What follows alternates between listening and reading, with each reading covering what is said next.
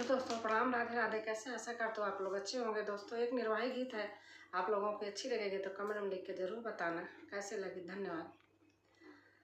सावना गरजाई भादऊ बरसाई होना, रामा गरजी गरज जिया डेरावाई होना। सावना गरजाई भादऊ बरसाई होना, रामा गरजी गरज जिया डेरावाई होना।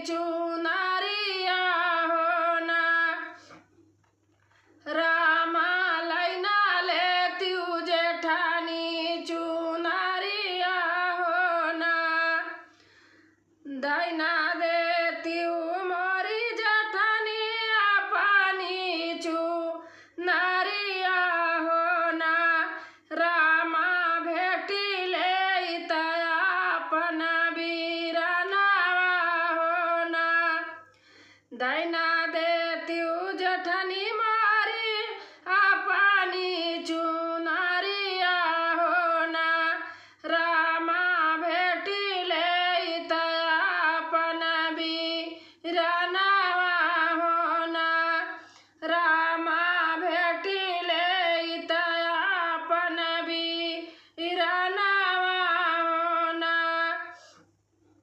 हमारी चुनरिया छाटी पेटी के भीतरिया हो ना रामा लैना लेत्यू नदी चुनरिया हो ना हमारी चुनरिया छाटी पेटी के भीतरिया हो ना रामा लैना लेत्यू नदी चुनरिया हो ना दैना देत्यू मोरी नदी अपनी चुनरिया हो ना नदी भेटिले अपन बीरनवा हो ना दैना देत्यू मोरी नदी अपनी चुनरिया हो ना नदी भेटिले अपन बीरनवा हो ना हमारी चुनरिया भौजी दाराजी के घरवा हो ना भौजी लाई लेत्यू भैया कई रूमालिया हो ना हमारी चुनरिया भौजी दाराजी के घरवा हो ना भौजी लैना लेत्यू भैया कई चुनरिया हो ना भौजी लैना लेत्यू भैया कई रूमालिया हो ना लाई लेहली बहिनी पिया कई रूमालिया हो ना लाई लेहली बहिनी पिया कई रूमालिया हो ना बहिनी भेटाई लागी अपन बीरनवा हो ना बहिनी